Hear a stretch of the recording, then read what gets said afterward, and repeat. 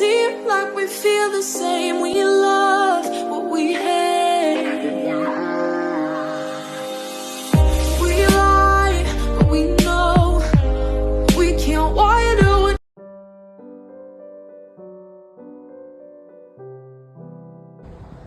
You have to remind yourself that the end has been set by God. This is just a share, a reminder to each and every one of us, because many times we are frustrated that there are things we cannot make and it comes to an end without success.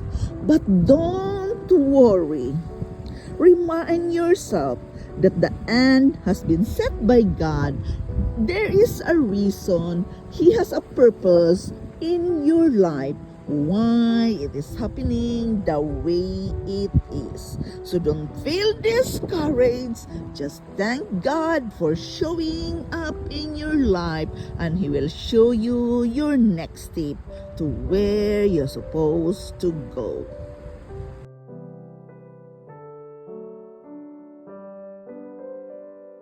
Sharing with you Revelation 5:10, as it says, and have made us kings and priests to our God, and we shall reign on the earth. This is just a share, a reminder to each and every one of us. God has made us kings and queens. You may feel life like living in a detour today with difficulties coming against you. But don't worry. Comfort yourself what is written in the scripture. Because as it says, and you have made us kings and priests to our God, and we shall reign on this earth. Of course, you're going to reign on this earth with the blessings and grace of God. Trust in Him.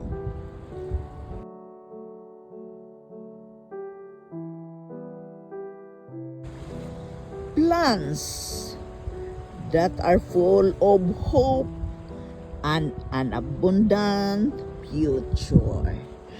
This is just a share, a reminder to each and every one of us that when God bless your plan, you have full hope and an abundant future with it. Of course, there is grace and blessings of that plan when you trust it to God, when you surrender it all to God. So simply believe that He make everything work out at the right time in your life. But we have to be patient to wait for it.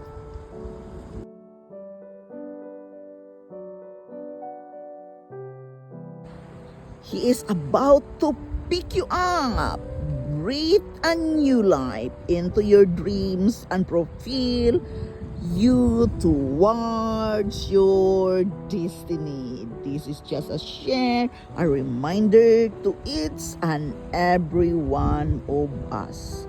When you are grateful what God have done into your life, acknowledging that He is a loving God and looking for you protection, give you divine protection every day, because He wants you to have all that belongs to you.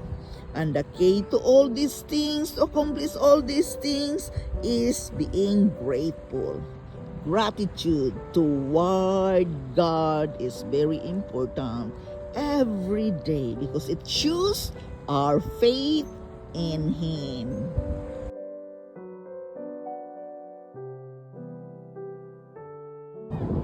Confirm that you are good enough.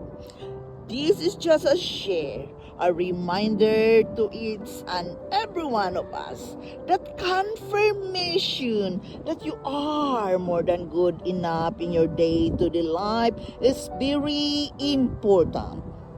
Because when you keep verbalizing it, telling it to yourself. There is power in it.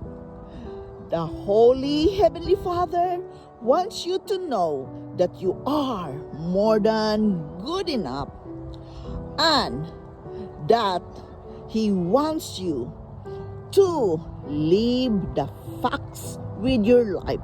That you are more than good enough. That is the facts He wants you to acknowledge every day.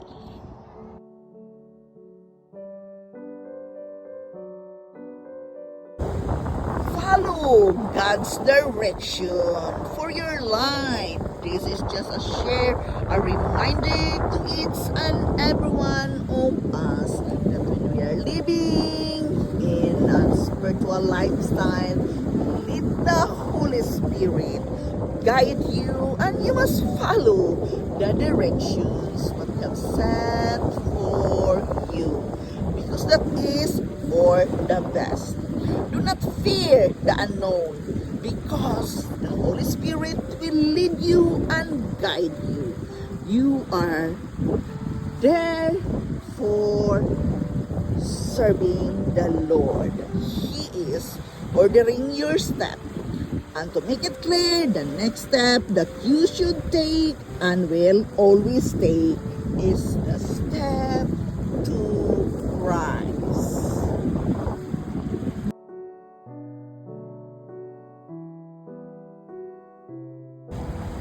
Discover new gifts you didn't know you have. This is just a share, a reminder to each and every one of us that we all have new gifts you didn't know you have. Discover that within you. Be bold and take the next step of faith into the new level of favor into your life. You have that hidden gifts. You have that hidden talents God put into your heart. Try to excel it with the blessings of God and His grace. You can make it to take the step of faith into the new label of favor in your life.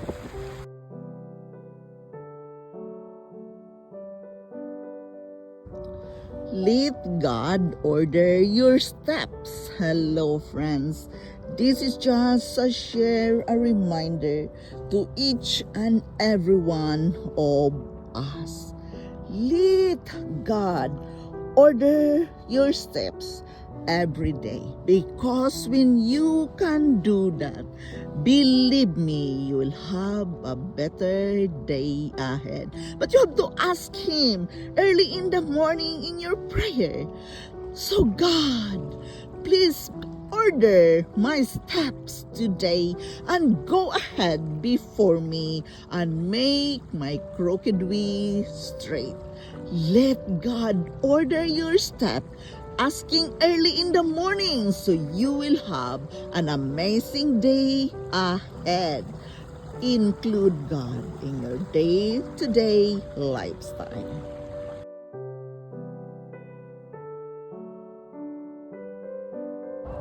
Remember what it says in Romans 12:21.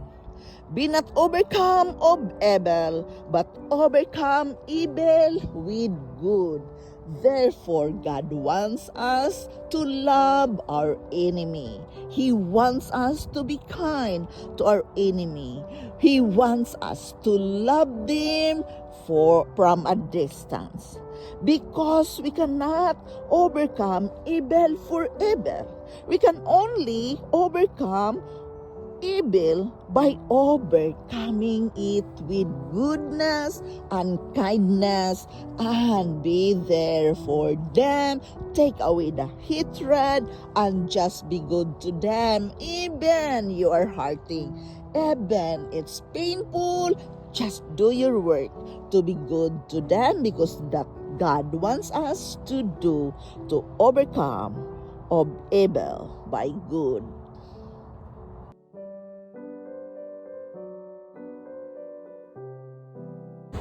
The enemy will always make excuses. But be mindful.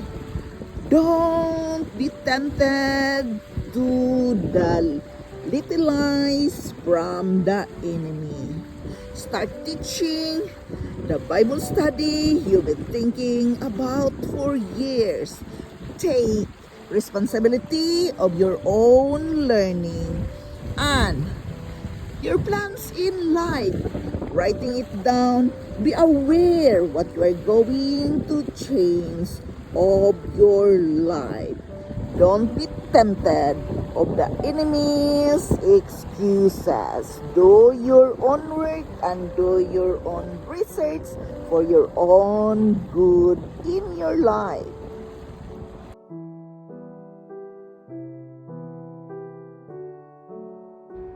Don't worry when your plan won't work. This is just a share, a reminder to each and every one of us. As it says in Psalms 138:8, the Lord will work out His plans for my life. For your faithful love, O Lord, endures forever. When you fully understand what it says in the scripture in Psalms 138:8, you won't feel worry that your plan won't work out. There's a reason why your plan don't work out. So, just calm down, stay relaxed, and believe that the Lord will work out His plans for your life, for He is faithful to you. His love endures forever.